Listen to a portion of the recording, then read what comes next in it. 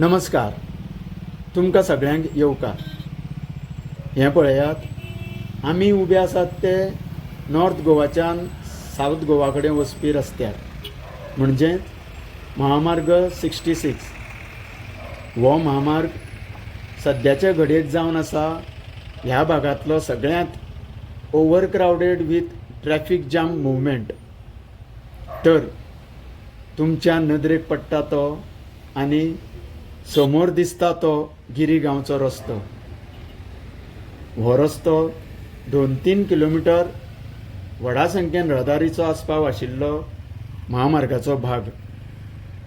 पळयात, गाडयांच्यो लागलेल्यो रांगो आनी लोकां मदीं सुरू आशिल्ली फुडें वचपाची सर्त. कांय लोकांक वेळार कामाक वचपाची घाई, तर थोड्यांक आपल्या घरा वचपाची ताकीद, आनी बाकीच्यांक तर केन्ना हो रस्तो पार करपाचो आनी फुडें वचपाचें वारें.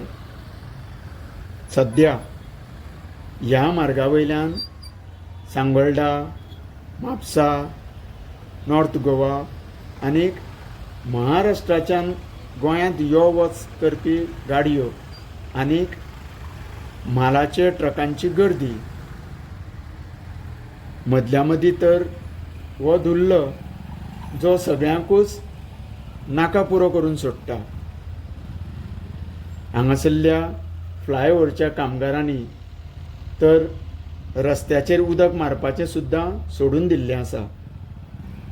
खरें तर तशें करना जाल्यार तांकां विचारपी कोणूच ना हें तांकां पुरेपूर खबर आसा. ह्या धुल्लान लोकांचो जीव तर कासावीस जाता, खास करून टू व्हिलरांचेर भोंवतल्या लोकांक. अक्षरशा जीव घुस्मटल्या सारको कासावीस जावन ह्या रस्त्याचेर प्रवास करचो पडटा.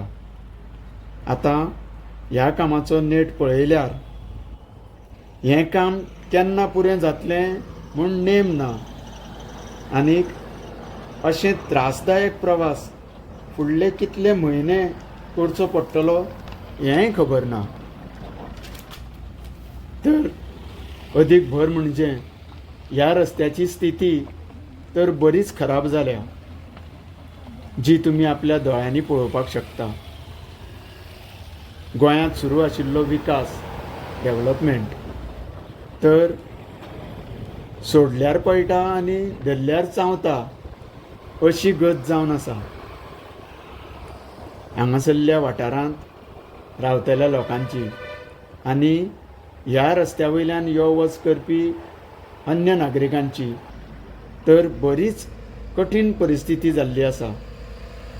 अशा वेळार हांगासरल्या सरकारी अधिकाऱ्यांनी रहदारीक आनी लोकांक बऱ्या रितीन स्वस्थ जीवन व्यतीत करपा खातीर बरी आनी सोयीस्कर पावलां उखलपाची नितांत गरज आसा. ज्यो कांय हांगासर त्रुटी आसा त्यो पयस करून लोकांक दिलासो म्हणजेच बरो स्वास दिवपाची ताकदीची गरज आसा.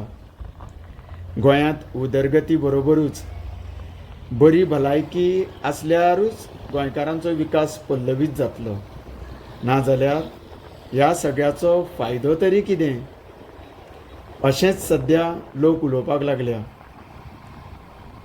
देव बरें करूं.